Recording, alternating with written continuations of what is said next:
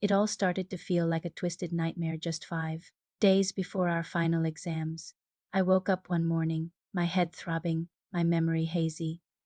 I rinsed my face and immediately called Amanda. Hey, I said, did you come back last night? Did we go to that club disco, or was I just dreaming? Her voice on the other end was calm, almost too calm. No, she replied, we didn't go out, but I'll come pick you up. Let's hit the library and study. I agreed, but a wave of confusion washed over me. I hung up the phone, my mind racing. I could vividly remember going out. I remembered flashing lights, loud music, and then darkness. A chilling image flashed in my mind, lying on the cold floor of a strange red room, an altar draped in black cloth looming over me. But on the other side of town, Amanda wasn't getting ready to study. She was making a different call. You said she wouldn't remember anything, she hissed into her phone. The voice that replied was deep and sinister.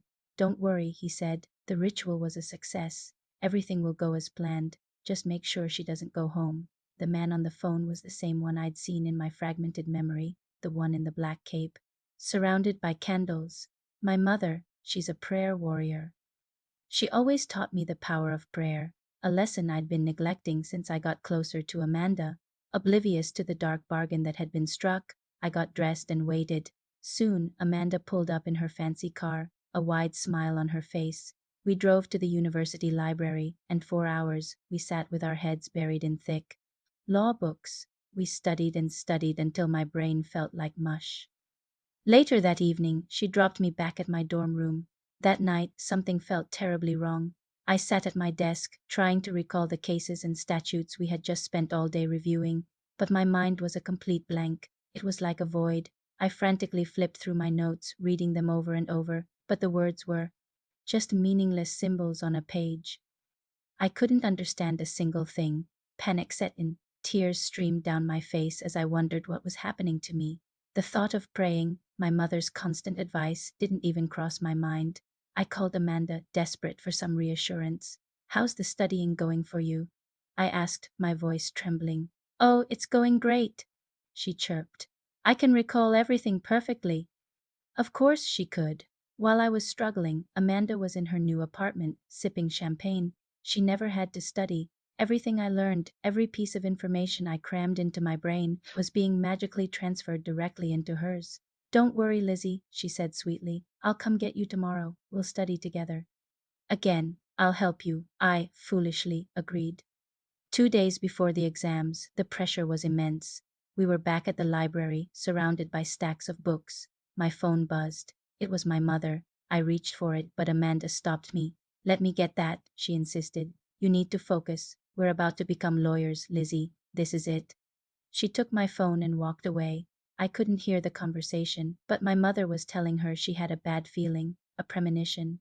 She warned Amanda to tell me to stay away from the club called Disco and that we needed to pray together.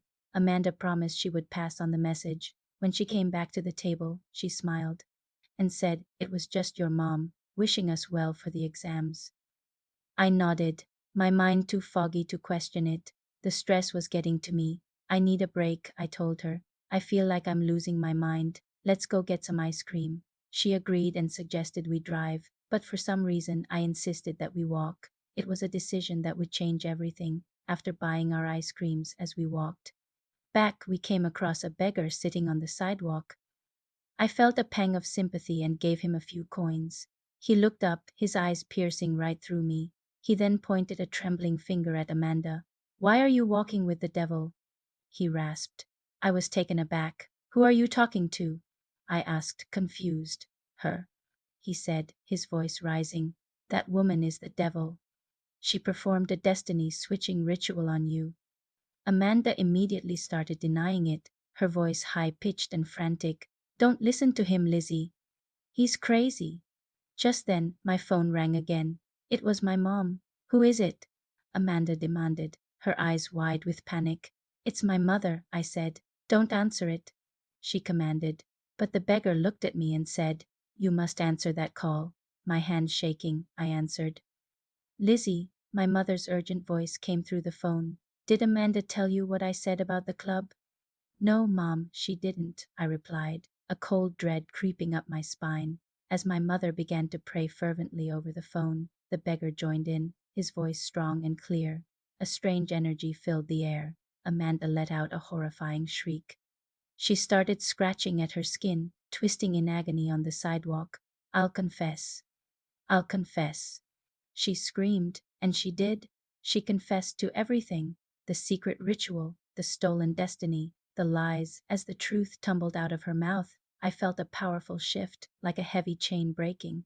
I learned later that at that exact moment, the dark altar in that red room crumbled into dust. The spell was broken. I went on to write my final exams, and my mind was clear, my memory sharp.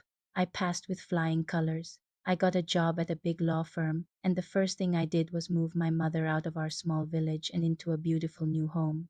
As for Amanda, her greed consumed her. She lost her mind completely. The last I heard, she was the madwoman of the village, chasing after small children, her stylish clothes in tatters. My story is a testament that darkness can't prevail where there is light. God is truly good. Thank you for listening. Remember to follow for more stories like this.